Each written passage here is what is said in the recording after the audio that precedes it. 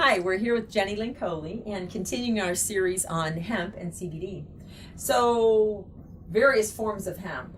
We've talked about the plant, but you see seeds sold in all the health food stores. Is that a beneficial from a source of CBD perspective? Hemp seeds are definitely a great thing to consume, dietarily. However, you're only going to find very trace amounts of CBD in those hemp seeds. Okay, so it's going to take a lot of seed.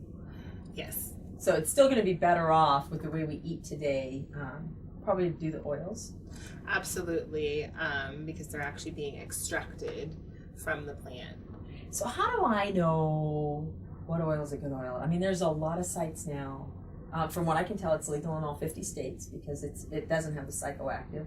But I'm confused. I go out there as a consumer. Who do I know? I mean, how do I know, and how do I test to see if it's a good source? That actually is a huge misconception about it being legal in all 50 states. There are a few caveats for it to be considered legal in all 50 states. Oh, really? What are those? Yes. So according to the Federal Farm Bill Act, in order for CBD oil to be shipped and sold legally in all 50 states, it must actually be imported from Europe or Canada, and it can only be extracted from the parts of the plant that are considered exempt, which are the seed and the stalk. I'll be darned. That's an interesting bill. Probably an hour-long discussion versus a short one. That's interesting. So once I find that, then are there still a number of companies that if I were living in a state that doesn't have, like Colorado where there are dispensaries, but I want to take CBD oil, I could still find a place that could ship it to me? Yes, there are companies that are producing in compliance with the Federal Farm Bill Act that are legal to ship to you. Now, how do I know if it's a good grade? Are there differences in processing the oils? I know when you look at essential oils, you can find a wide variety, some with very little of the plant in it and it's been thinned out, and some that it's a straight oil from the plant. How about CBD? How do I know? Yes, so you want to be very careful because there are some companies out there that are marketing their hemp oil. And then when you look at the label, you're finding that it has very little or no CBD in it. So you want to be paying attention to what's actually on the label and what's actually in the product. Is it MCT, which are medium chain triglycerides? Is it actual CBD that's in their hemp oil? You can extract the CBD from hemp, so I know it can get very confusing. So just be careful, and it'll tell you the exact number of milligrams of CBD that is actually in there if there is in fact CBD in that particular product. And is it usually by the bottle then? If I buy it, it tells me for the full...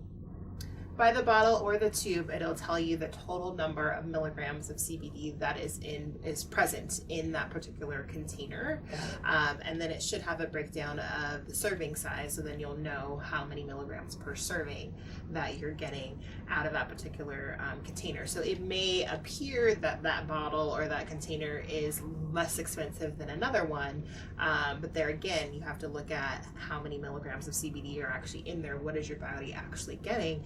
And then even take it a step further and find out about the way that that company is processing and extracting those oils. Are they using things that are not really great for the body, like butane and ethanol? That would not be good. A little bit scary. I don't know about you, but I don't think I want to put gasoline in my body, and definitely not in my kids' bodies either. Oh yeah, no kidding. So CO2 extraction is the safest form of extraction that's out there on the market currently. So find out if they're using CO2 extraction and find out exactly where they're extracting their oils from. Are they in compliance with the Federal Farm Bill Act, especially if you're in a state that's not necessarily legal? Okay. So with CBD, it comes and it tells you about the numbers per serving, but from what I've read, it's really just start small and build up until you get the type of effect you may be looking for.